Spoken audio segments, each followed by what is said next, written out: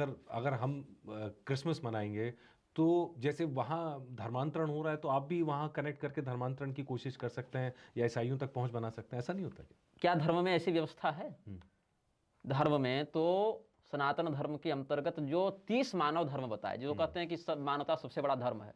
भागवत महापुराण दूसरा खंड देख लीजिएगा, 11वां स्कंद। 30 प्रकार के मानव धर्म।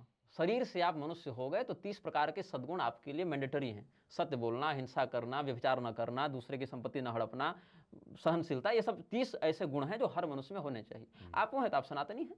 हुँ। उस अंश में जो 30 मानव जी, धर्मों जी, का जी। प्रयोग कर रहा है, और मानव शब्द मनुप्रोक्त है।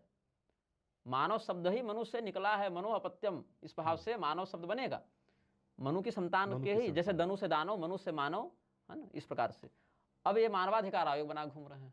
हुँ, मानव और अधिकार दोनों से मतलब नहीं है, लेकिन आयोग है, क्योंकि आयोग है तो पैसा है, पैसा है तो रुतबा है। गाड़ी के आगे मानवाधिकार आयोग लिख जावे तो फिर एक रुतबा होता है। तो रुतबे के चक्कर में न शब्द का पता है, विकलांग को दिव्यांग बनाए घूम रहे हैं। हुँ, भगवान करे ऐसी दिव्यता सबको मिले।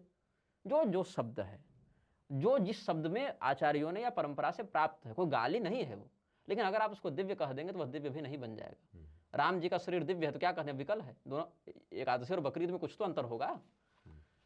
तो शब्दों को बदलना, उनके अर्थ को बदलना पूरी संस्कृति के मौलिक संरचना पर आघात करता है। अगर हम ये समझें कि उसकी संस्कृति में हम घुस जाएं, शौचालय का लोटा और पूजा का लोटा साथ में रखें, इधर वाला यहाँ रखें या इधर वाला यहाँ रखें, पूजा का लोटा ही अपवित्र माना जाएगा। हुँ, एक लोटे में गंगा जल हो और दूसरे लोटे में नाली का जल हो, तो अपवित्र कौन माना जाएगा? सही बात है। नाली का जल जब मिश्रण करेंगे तो वही प्रदूषित माना जाएगा, नाली अलग से प्रदूषित नहीं होगी।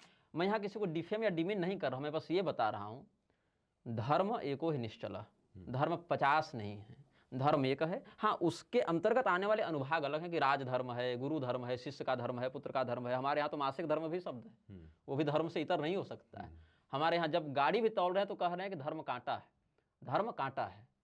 क्यों? सत्य लोके तुलाम बद्ध्वा तोड़यत साधनांजय, भागवत महापुराण का महात्मा देख लीजिएगा। लघुन्यन्यानि जातानि गौरवेण इदं महत् तदा ऋषिगणाः सर्वे विस्मयं परमं युः। तो धर्म कांटा कहते हैं कि वहां भी बेईमानी नहीं होगी, वहां भी एक निष्ठा का प्रदर्शन होगा। धर्म इतना व्यापक है, तो एक व्यवस्थित प्रणाली जो शास्त्रीय मर्यादा से प्रकृति के अनुरूप हमें प्राप्त हुई वह धर्म है।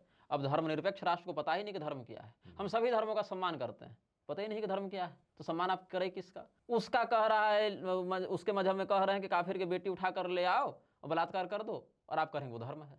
तो फिर अगर सब कुछ धर्म है तो यह भी तो स्पष्ट किया जाए समाज के द्वारा कि अधर्म किसे कहते हैं, क्योंकि धर्म अकेला तो नहीं है ना। अगर कुछ प्रकाश है तो कुछ अंधकार की परिभाषा भी होगी। तो धर्म अगर कुछ है तो अधर्म की क्या परिभाषा आप कहते हैं? और धर्म निरपेक्ष अगर हैं तो कहीं इसका अर्थ यह भी तो नहीं हो रहा है कि आप अधर्म सापेक्ष बनते जा रहे हैं? हुँ, और यही है, आप धर्म निरपेक्ष नहीं है, आप अधर्म सापेक्ष। लेकिन अधर्म सापेक्ष बोलने में थोड़ी पोल खुलती दिखती है, धर्म निरपेक्ष बोलने में थोड़ी उदारता का दर्शन होता है। तो सब अपना धर्म छोड़कर बैठे हैं। राजा अपना धर्म छोड़कर बैठा है, राजधर्म नहीं निभा रहा। आरक्षी अपना धर्म छोड़कर बैठा, वो अपना धर्म नहीं निभा रहा। न्यायाधीश अपना न्याय धर्म छोड़कर बैठे हैं, क्योंकि अब निरपेक्ष हो चुके हैं।